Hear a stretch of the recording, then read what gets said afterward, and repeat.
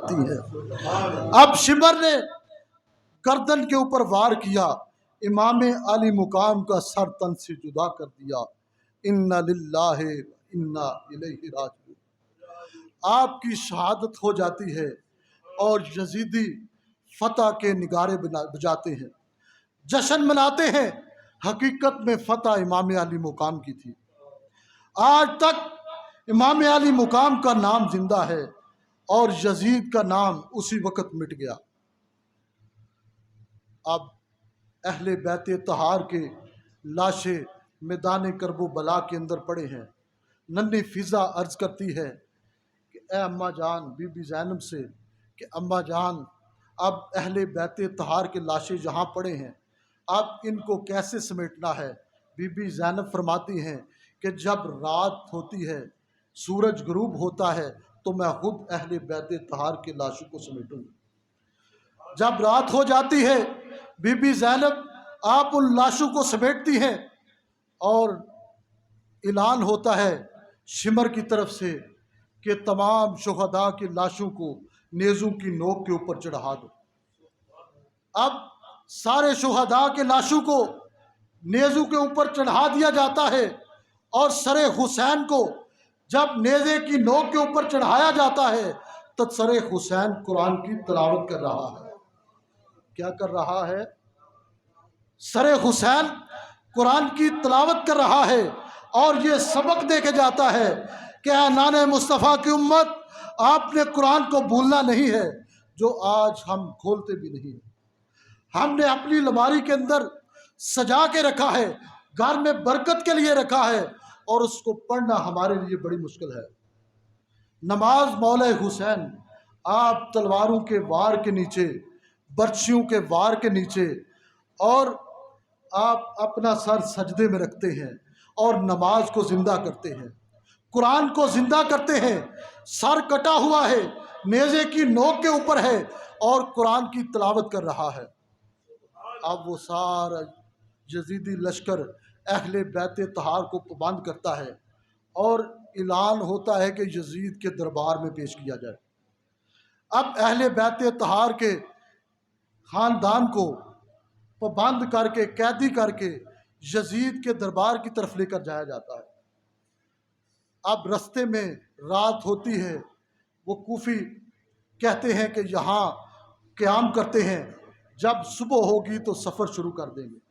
देखा कि वहाँ जहाँ काफ़िला स्टे करता है वहाँ ईसाइयों का गिरजा है और वो देखता है कि एक सर है जो जिसके चेहरे से नूर की लाइटें निकल रही हैं, चेहरा जगमगा रहा है और कुरान की तिलावत कर रहा है। अब वो पादरी कहता है कि ये सरे हुसैन एक रात के लिए मुझे दे दो, जितनी रकम लेनी है मुझसे ले लो। अब यजीदियों ने वो 22,000 के अंदर सरे हुसैन को एक रात के लिए फरोख्त की।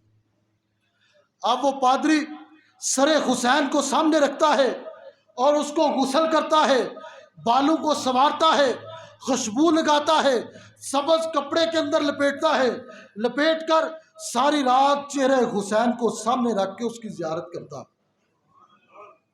और जब सुबह सर वापस करने का वक्त आता है, वो पादरी कलमा भी पढ़ता है और मुसलमान भी हो जाता है, सर भी वापस कर देता है। ये रास्ते में करामत थी हज़रत इमाम अली मुकाम के सर की।